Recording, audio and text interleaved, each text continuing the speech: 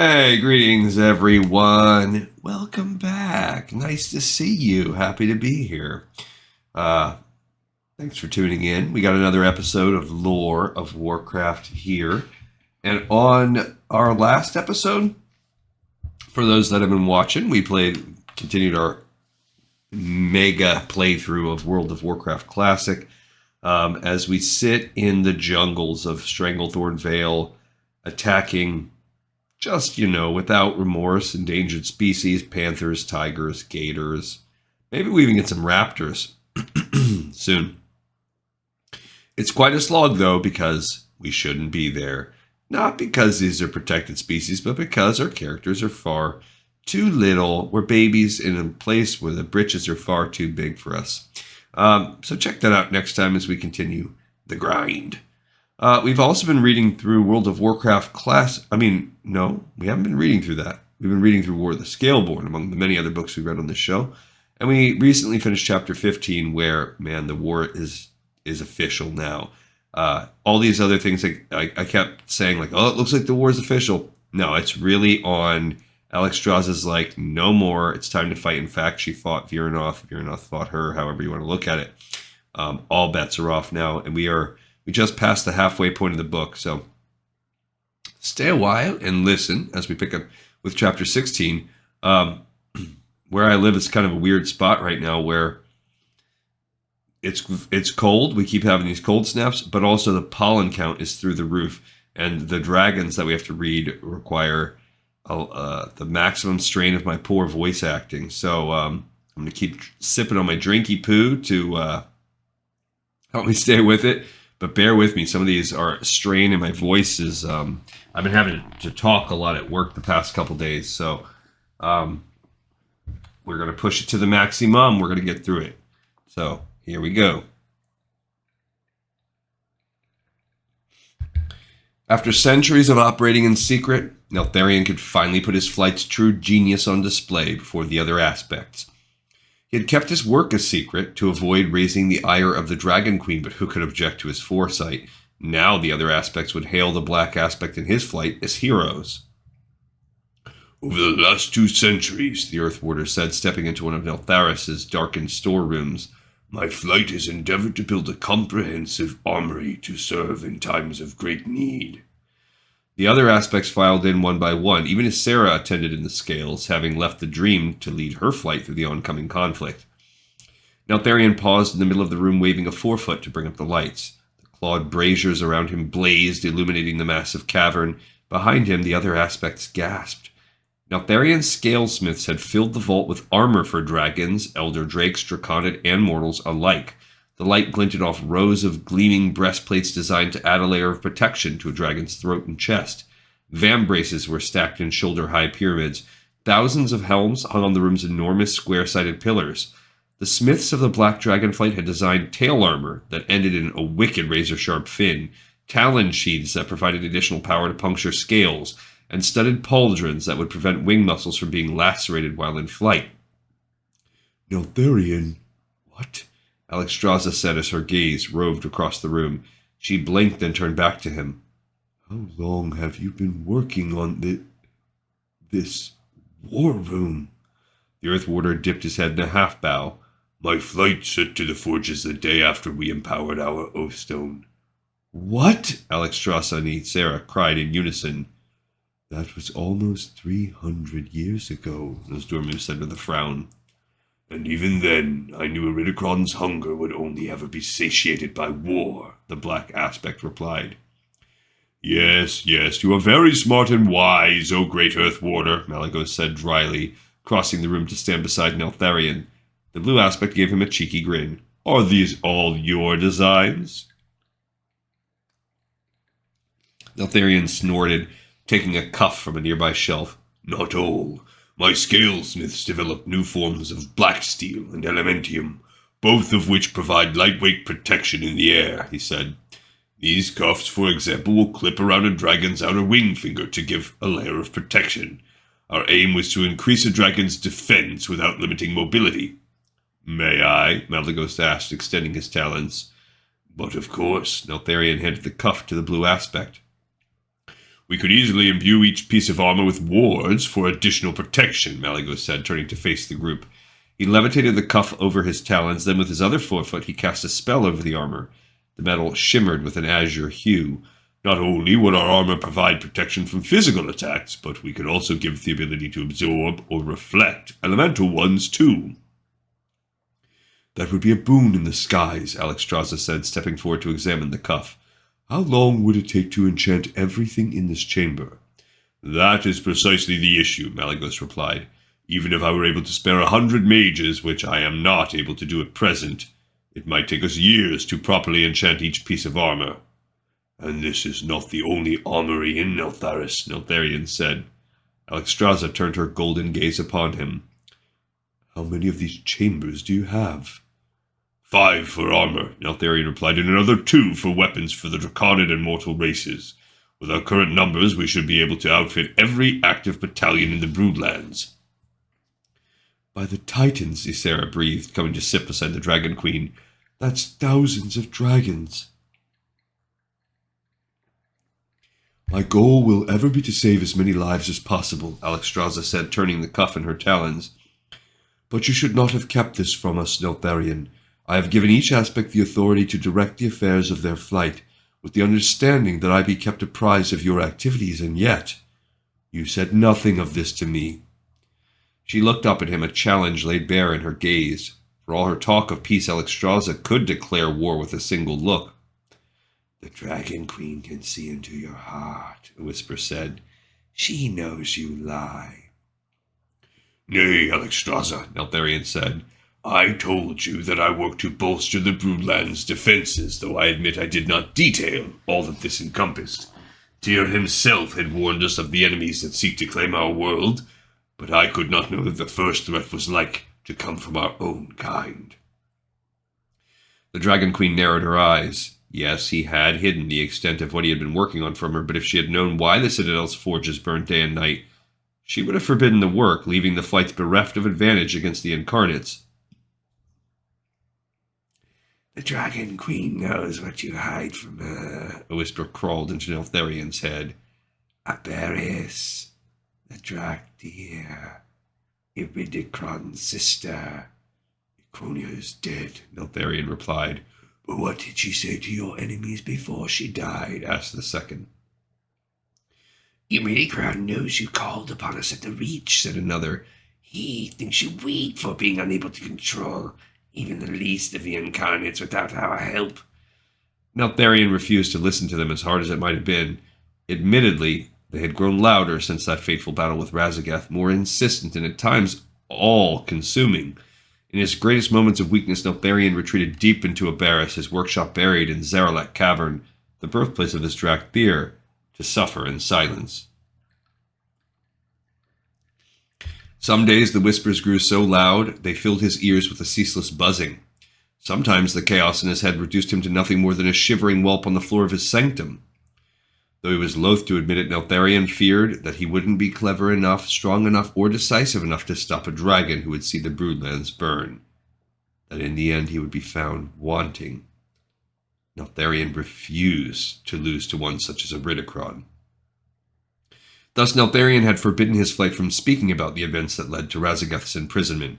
The other aspects could never know what had happened in the Reach.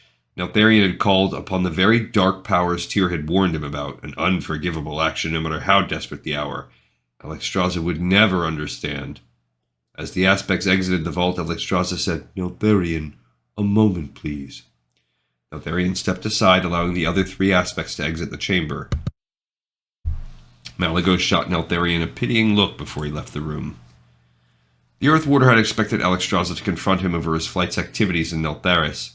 He had even gone so far as to prepare a defense. After all, he was fulfilling the measure of his order, was he not? Hadn't Tyr charged him with the defense of the Broodlands, and by extension the whole of Azeroth? It was only natural for Neltharion to do everything in his power in pursuit of that goal. As the other aspects' voices faded down the hallway, Alexstrasza turned to Neltharion. As Earth Warder, it is only natural that you be named General Flight Commander in the coming war. She hasn't the strength to lead them without you, came a whisper in the back of his mind. You are nothing without us. But you have hidden so much from me, my old friend, Alexstrasza continued, her golden eyes full of empathy rather than the condemnation Neltharion assumed he would face. You told me nothing of your work at the Reach, nor did you call for aid when Raszageth attacked. Now I learn that your flight has spent centuries building weapons of war. It only makes me wonder what else you have hidden from me. Alexstrasza gestured to the armory with a graceful sweep of her wing. I admit this is an impressive display and a credit to your flight, but if you are to fulfill your role to its utmost, there can be no more secrets between us. I need to be able to trust you, Neltharion.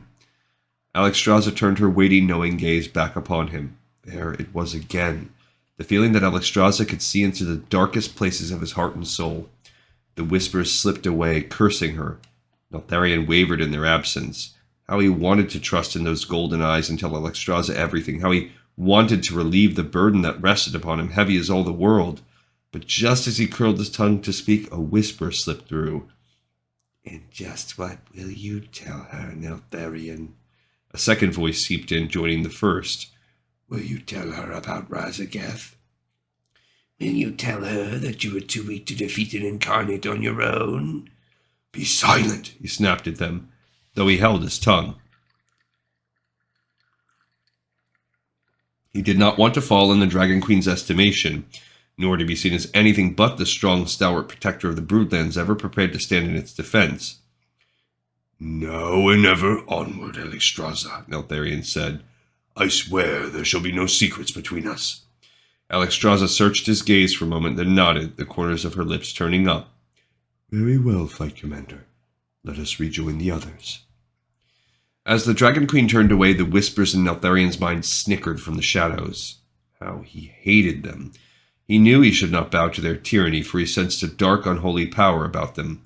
While the Titans had offered to uplift him, the whispers only sought to drag him down, down, down into the shadows. He sensed their eyes on him at all hours of the day, ever watchful, waiting for a chance to slip through the cracks forming in his resolve. He could not afford a repeat performance of what had happened at the Reach. Raszageth's screams still haunted him in his sleep. Before he could think about what he was doing, Neltharion said, Alexstrasza, wait. The Dragon Queen paused at the armory's threshold, turning her head. Yes? No, the whispers said. Do not tell her the truth of the Reach. Do not tell her the truth of us, said another. She will strip your titles from you, said a third. She will strip your flight from you. She will lock you in a prison of your own making until you forget the very color of the sky. He gritted his teeth, wincing at the thought. Is something wrong? Alexstrasza asked. Worry flitted across her expression. You look almost pained. He blew out a breath, at odds with himself and the voices inside him. Do not tell her, said a whisper. You know we speak true. It is hard for me to apologize, Neltharion said with a dry chuckle which he used to hide the struggle in his heart and in his head. The lie slipped through his teeth easily, for an apology was easier to speak aloud than the truth. You are right. I should not have hidden Neltharis's armories from you. Each aspect brings a unique perspective to our councils, and I want you to know that I value your insights, Alexstrasza. I am sorry. The Dragon Queen dipped her head. It is all right, and I want you to know that I am grateful for your foresight. Going forward, our enemies will do everything in their power to shatter our unity. Let us not forget the lessons of Galakrond, and endeavor to remember that we are stronger when we work together. This time Neltharion's smile was true. Of course, my queen. After touring the rest of Neltharis, including the armories and training grounds, the aspects convened at the seat to discuss strategy. Despite the vastness of the vaults at the Citadel and the Dragonflight's considerable advantages against primal dragons, an aspectral victory was far from assured. The Incarnate's forces were considerably larger. Worse, Iridikron cared little for honor, which would allow him to employ cruel and more ruthless tactics on the battlefield. Where the Aspect would have rules of engagement, the Incarnates would do anything within their power to win. It was a terrifying thought. Neltharion mulled over these concerns as he alighted at the seat of the Aspects. The sun had already begun to sink toward the horizon, the temperatures plummeting.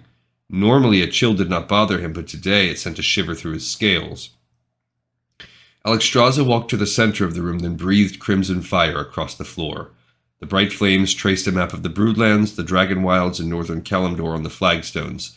The twin fortresses of the Obsidian Citadel and Harrow's Deep appeared first, followed by Wyrmrest Temple and the heights of Eldraken. Stone figures of the Incarnates appeared at Harrow's Deep, the Caldera, and the Frozen Fangs, along with hundreds of pawns to represent their forces. The Aspect's tokens materialized next, each one fashioned from glittering gemstone, with pawns that represented their flights, Draconid, and Mortal and Terrasec allies. In the air and on the ground, the Incarnate's forces outnumbered the Aspects almost 3-1. Concern flickered across Alexstrasza's features. "Are these numbers correct?" No older than 10 moons, Neltharion replied, though yesterday's battle at Wyrmrest Temple may have swayed more primal dragons to the Incarnate's cause. Alexstrasza's frown deepened. "The Primalists will assail our borders in 3 days' time. Though I should like to think every one of our dragons counts for 3 of theirs, especially armored," she nodded to Neltharion. "We are still outnumbered. We must devise and implement a strategy to repel them, ideally one that will minimize loss of life." "War creates an infinite number of branching paths in the timeways, and at present we cannot know which direction our timeline will take," Nosdormu said, assuming his usual place on Neltharion's right side. The bronze aspect gave his wings a shake and sat on the ground considering the map before them. "However, one thing is certain. The longer the conflict draws on, the less likely we are to be victorious." "I too would like to see this conflict ended quickly," Alexstrasza replied, "and with casualties on both sides kept to a minimum." Dragon should not fight dragon, her own words echoed in her mind. "So let us kill a Ridicron and be done with it," Malygos said. "That would require a full-scale, prolonged offensive on Harrow's Deep," Neltharion stated. "We would need all our strength to fly from Wyrmrest Temple, which would leave the Broodlands woefully underdefended. I will not leave the Obsidian Citadel in the Reach without proper defense. I'm sure you feel much the same about your own strongholds." "Then we target him specifically," Malygos replied, "in a more subtle manner." Neltharion cocked his head, chuckling. "You think I have not tried? My shadow scales are talented, but the tunnels of Harrow's Deep are maze-like, ever quaking, and shift at the stone scale's whim. We've never breached the darkest depths of his keep." "On this point I agree," Nosdormu replied, though his voice sounded far away, detached. "Assassination attempts will only provoke retaliation in kind, and you, Neltharion, have a few particularly ignominious ends that I am quite certain you would prefer to avoid." The Timeless One's gaze slid sideways, looking straight through Neltharion. The Earth Warder shuddered inwardly. What, if anything, had Nosdormu seen of the Reach? Neltharion knew very little of how the Broad Aspect's abilities worked, probably because his dragonflight was still discovering that for themselves. Ysera gestured to the map with her talons. "More to the point, Iridikron's death would do little to stop the Primalist movement now. Viranoth would make an equally formidable leader, and she is now supported by ancient dragons like Cezannes and Vitellinoth. There are also rumors that Oxoria and her brood have left the southern jungles." Alexstrasza drummed her talons on the floor. "The news of Razageth's capture has turned many hearts against us. The Storm Eater flew far and had many friends." "Oxoria has not yet been seen at Harrow's Deep, but such news would not surprise me," Neltharion said with a sigh. Oxoria's brood was impressive. Unlike other primal dragons, who often abandoned their young when they grew into drakes, Oxoria encouraged her young to stay close to her lair, where they had higher survival rates and forged strong familial bonds. If Oxoria flew north, she would bring a sizable colony of primal dragons with her, all of whom were strategically minded and could work together, like a flight. Alexstrasza continued. "Our main objective is to defend the Broodlands and preserve our way of life. I would like to find a way to shield the Broodlands from the Incarnate's advance and take the fight to the wilds, between the Obsidian Citadel and Wyrmrest Temple." "I too would like to keep the Incarnates as far from our borders as possible," Neltharion said, thinking of Razageth and the secrets she could tell if freed. "The strategy would depend entirely on whether creating a shield or barrier around the Broodlands is feasible." "Malygos?" "A barrier over the whole of the Broodlands?" Malygos asked with a snort. "I would say that's quite impossible, Neltharion. Even a barrier over a fraction of our holdings would drain my flight of its magic within days. Neltharion gave Malygos a sly smile. I thought your flight excelled at making the impossible possible. Am I mistaken? No, Malygos said with a little huff, but it is not a task my flight could attempt alone. However, there may be a way to harness the abilities of each flight to augment our existing defenses. The Spellweaver tapped the stone map. Little points of blue lit up along the Broodland's borders. Centuries ago, Malygos continued, the Blue Dragonflight helped the Black construct obelisks to stabilize the Earth's crust beneath the Broodlands, making our territories impervious to Iridikron's earthquakes. Each one of these obelisks is connected to Vakthros through a fabricated ley line. Blue lines shot from each point of light reaching back to Vakthros in the azure span. We may be able to augment those obelisks to provide the Broodlands an additional layer of protection, Malygos said, such as an enormous domed shield. Neltharion shifted his weight. Without the obelisk's defense, Iridikron would strike the Earth's crust beneath the Broodlands, or worse, try to crack the tectonic plate beneath them. We cannot afford to lose the protections in the Earth, Neltharion said. It would leave us defenseless against Iridikron and his rock furies. I'm not suggesting we rededicate the obelisks so much as enhance them, Malygos said, gesturing to the map. The ley lines in the Waking Shores, the Emerald Plains, and Thaldraszus lit with red, green, and gold light, respectively. If each flight can augment the ley lines in their territories, we may be able to offer the entirety of the Broodlands a shield of sorts. What sort of magic would this require? Alexstrasza asked, mulling over the suggestion. Perhaps we could employ poisons or withering magics in the Emerald Plains, Ysera said, running her talon along the border of her territory. Such a spell could be crafted to target primal dragons and Terrasek alone, allowing all other forms of life to pass through the barrier unharmed. I like it. Alexstrasza sat on her haunches and pressed a knuckle into her chin, thinking, I could ask the Reds to channel an enervation spell, something that would sap our enemies of their strength, willpower, or courage. You've caught the vision, my queen, Malygos said. The bronzes can accelerate or decelerate time for the invaders quite easily, Nosdormu said. How long would it take to augment the obelisks?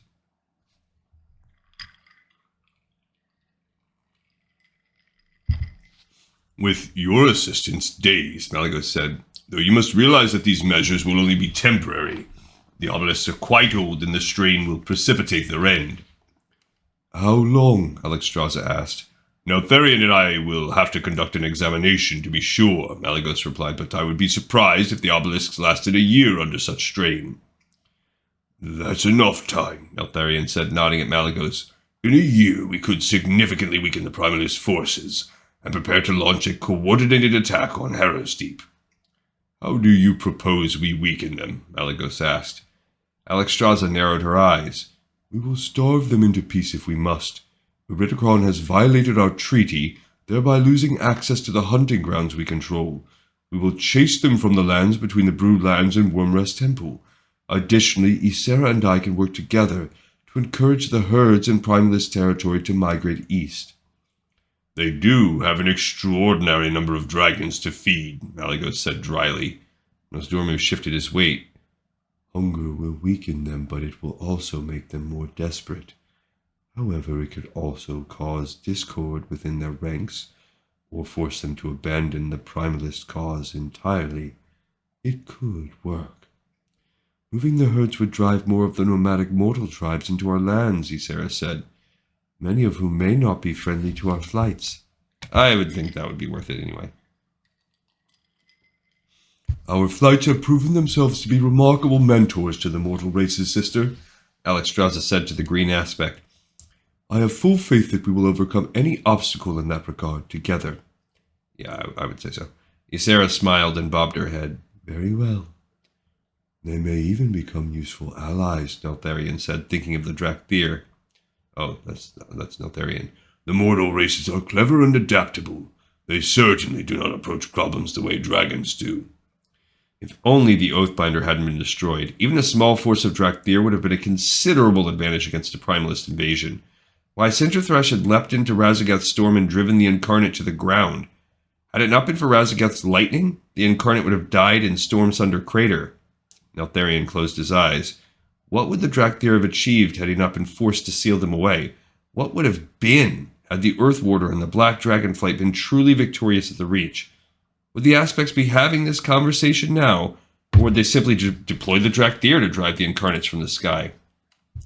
The Earth Warder had told Malygos he would find an alternative answer to the Incarnate threat, and that was precisely what he intended to do. It's so... yeah, he's crazy. I mean, I was going to say it's so dumb, but you got to justify his actions are fine. They don't have to be totally sensible because he's freaking insane. He's not as crazy as he will be, but he is crazy. Even without the Drakthir, the Aspect strategy showed promise. Alexstrasza's instinct to keep the war out of the Broodlands was sound if they could hold the Ridicron's forces at, say, Wyrmrest Temple. Their opportunities for a full assault on Harrow's Deep would increase. The plan will fail, the Whispers said. You will watch your precious Broodlands burn. You are no match for the Stone-Scaled and his armies. You will fail, for you are neither as clever nor as strong as you imagine yourself to be. The Whispers continued to taunt him. The Reach was only the beginning. You will watch every last one of your black dragons fall from the skies. You will burn the shattered corpses of your friends. There is nothing you can do to save them. Neltharion sneered, opening his eyes to slits. Calling upon you in the Reach was a mistake, he thought with a growl. Do not think I will make such an error in judgment again. Neltharion, Alexstrasza said, snapping the Earth Warder from his thoughts. He lifted his head, surprised to see all four Aspects looking at him askance, wide-eyed. Alexstrasza spoke first. Is everything all right? Yes, I apologize, he said, waving off her concerns with a swirl of his talons. In terms of our western flank, I will organize the forces at Wyrmrest Temple. They will be on the front lines, so we will need to send our best. Malygos chuckled. We are talking about how to imprison the Incarnates, my friend. Just how long have you not been paying attention? And you may have growled aloud at Nosdormu's most excellent suggestion, Ysera said gently, though she exchanged a mirthful glance with the Bronze Aspect. Neltharion cleared his throat, ignoring the way Alexstrasza was now dissecting him with her gaze. My apologies, Nosdormu. I was thinking about strategy, and remembering the Primalist's attack on the Reach. Will you please repeat what you said? As I was saying, Nosdormu said, giving Neltharion an indulgent smile, if the Dragon Queen does not want to kill the Incarnates, we can imprison them here. The Bronze Aspect reached out and tapped a mountain range just east of Tyrhold. I can work with a Titan Forge to build a great vault, or we can hold the Incarnates in perpetual stasis, Nosdormu said. It will take considerable time and effort to build, however. Why don't we just kill them? Neltharion asked, looking to the Dragon Queen. No, Alexstrasza said. I cannot and will not allow Vyrnoth to be executed, or any of them for that matter. If they fall in battle, that is one thing. Execution is another. Fine, Neltharion said. Let us build a vault of Incarnates, then. My flight will assist you in this endeavor, Nosdormu. I would welcome your expertise, the Bronze Aspect said. Alexstrasza smiled. Very well. Are we all in accord? Aye, Ysera said. The gem on the verdant green banner behind her head flared with bright fire. Aye, Malygos and Nosdormu said in unison, their banners lighting with azure and bronze flames, respectively. Alexstrasza turned her gaze on Neltharion again, expected. Aye, Neltharion said, though the Whispers snickered at him. Good, Alexstrasza said. Now let us set to work. Our enemies will be at our borders swiftly, and there is much we must do to prepare. And as the others turned away, the Whispers taunted Neltharion again. You will fail, fail, fail. Neltharion, Alexstrasza's voice broke through the Whispers. Her golden gaze was on him again, eyes narrowed with concern. Are you certain you're all right? You've seemed uncharacteristically distracted today. Quite, Neltharion replied, donning a smile with the hope of putting her at ease. It would be all right, because he would make it so. The Whispers were wrong. He would not fail. The more Talon Straws learned of the world before there were aspects, the angrier he became. The young Drake spent 2 moons with Viranoth, listening to her stories and meeting her adopted family. They spoke of Galakron and the dawn of the aspects, while Nalakrona's whelpling scampered around their feet. Talon Straws knew the old story. It was taught to every whelp in the Broodlands, after all. But he didn't know the aspects sent the Titan Forged into the wilds to kidnap eggs from primal dragons' nests. Nalakrona and Razvik told him about the clutches they lost, though they had never left their nests longer than a day or two, and ever only to hunt. They guarded their whelps jealously, though they suspected their clutch was safe so far to the north. Oh, see, now it's even more messed up. It's not even like this neglectful parenting thing. It's kind of like natural animal type stuff. Viranoth also told Talon Straws of how she became an incarnate, and how Razvik bestowed the moniker of the Frozen Heart upon her, for the incarnate's once gentle heart had hardened to ice. Despite her frozen heart, the incarnate treated Nalakrona's whelps with tenderness, allowing them to scamper on her back and wings. With a pang, the Red recalled how Viranoth had played games with him in the Broodlands. He envied the whelps who would know the dragons who gave them life.